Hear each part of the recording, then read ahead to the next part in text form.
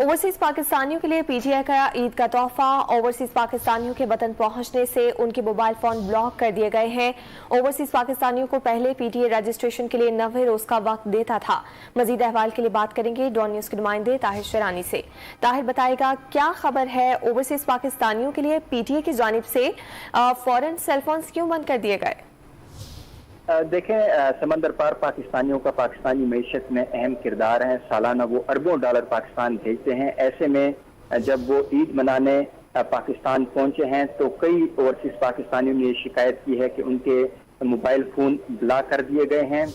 Overseas पाकिस्तानियों का ये मौक़िफ़ है कि पहले उन्हें पीटीए यानी टेली कम्युनिकेशन अथॉरिटी की जानिब से रजिस्ट्रेशन के लिए 3 माह का वक्त दिया जाता था, लेकिन अब के बाद ऐसा नहीं है क्योंकि उन्हें पीटीए हुकाम की जानिब से बताया गया कि अब कवानीन तब्दील हो चुके हैं, इसलिए उनके जो मोबाइल फ़ोन है वो बंद कर दिए गए हैं। ओवरसीज पाकिस्तानियों ने शिकायत की है कि वो जब पाकिस्तान पहुंचे हैं तो उनका अपने घर वालों से राब्ता मुनक़ता हो गया है, उनके रिश्तेदारों से भी राब्ता नहीं हो पा रहा।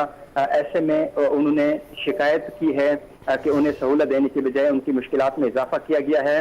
ओवरसीज पाकिस्तानियों ने कहा है कि कोरोना वबा के बाद ओवरसीज पाकिस्तानियों के लिए फास्ट ट्रैक ऐप बनाई गई थी।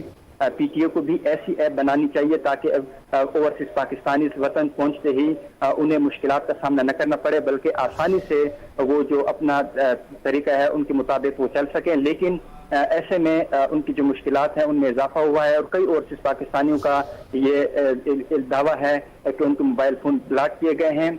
पीटीए ने हाल ही में एक नया मैकेनिज्म तैयार किया गया था जिसके मुताबिक जो ओवरसीज पाकिस्तानीज हैं या फॉरनर्स हैं उनकी हैंडसेट्स की अर्जी रजिस्ट्रेशन के लिए मोबाइल डिवाइसेस की तकरीबन 120 रोज तक इजाज़त देने का इन्होंने प्लान तैयार किया था। ये जो मैकेनिज्म होगा ये खुद ब खुद नहीं होगा, बल्कि इसके लिए रजिस्ट्रेशन कराना ज़रूरी होगा।